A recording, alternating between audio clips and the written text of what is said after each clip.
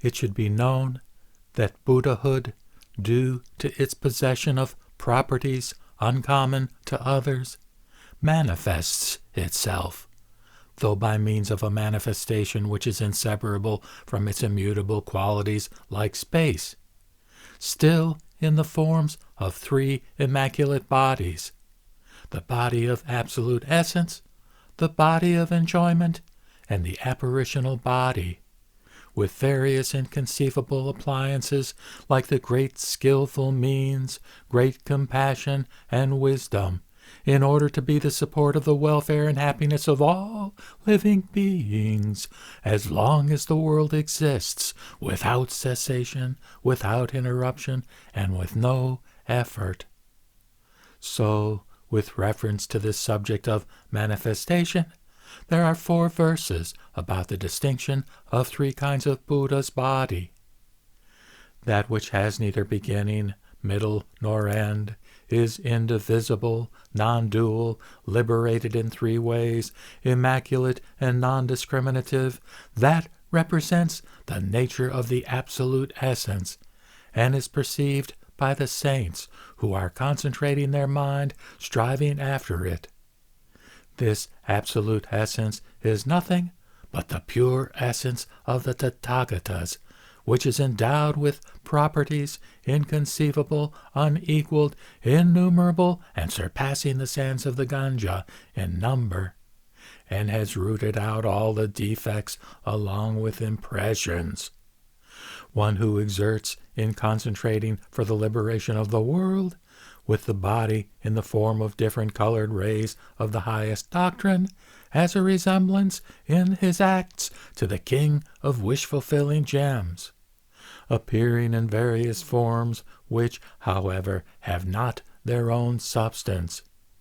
That which is the cause in various worlds, for advancing into the quiescent path, for bringing to full development and for giving prophecy, that is the apparitional form of the Buddha, which also abides always in the absolute essence, as the visible forms in the element of space. The summarized meaning of these verses are to be known by the following verses. That which is called Buddhahood is the omniscience of the self-born, the highest nirvana, and the inconceivable arhatship, which is realized through self-introspection.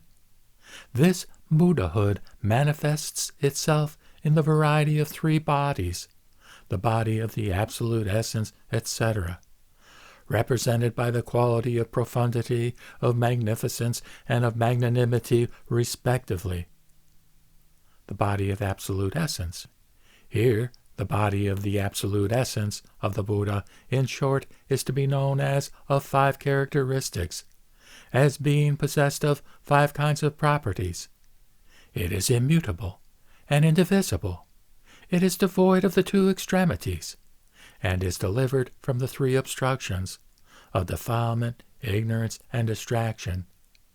Being free from all stains and thought construction, and being accessible to the saints, it is radiant and pure, owing to the nature of the absolute essence.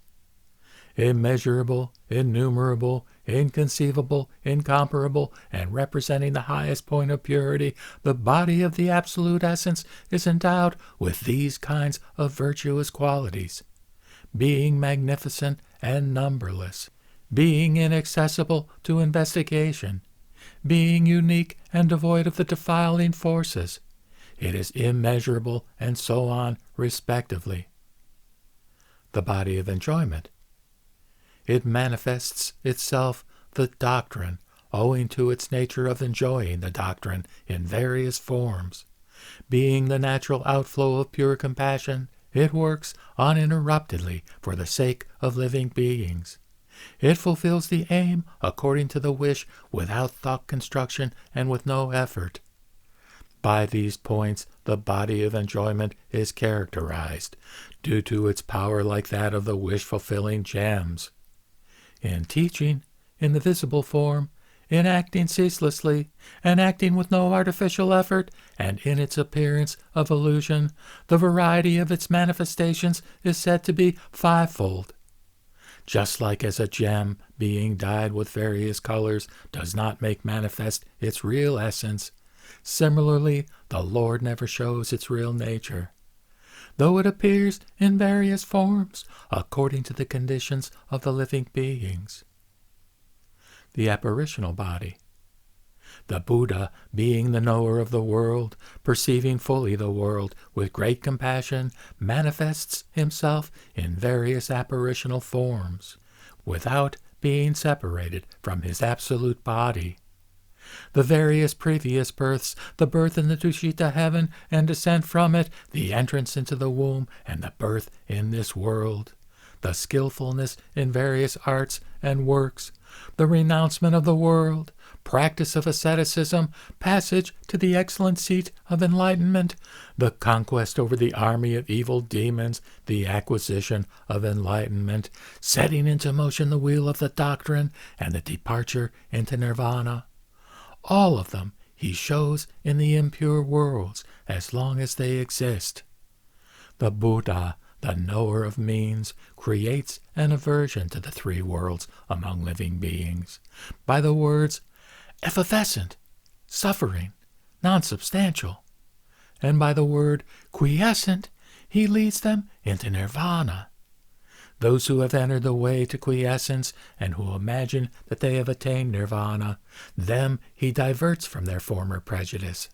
Through the teaching of the true doctrines in the Saddharma Pundarika and other sutras, and embracing wisdom and skillful means, makes them mature in the ultimate vehicle, and gives prophecy for them to attain the highest enlightenment. Being subtle, accomplishing the power and toiling excessively for the company of ordinary beings. In these points the Buddha should be known respectively as the profound, the magnificent, and the magnanimous. Here the first body is the absolute body, and the latter two are the bodies in visible forms. These latter appear on the basis of the former, as the visible forms appear in space.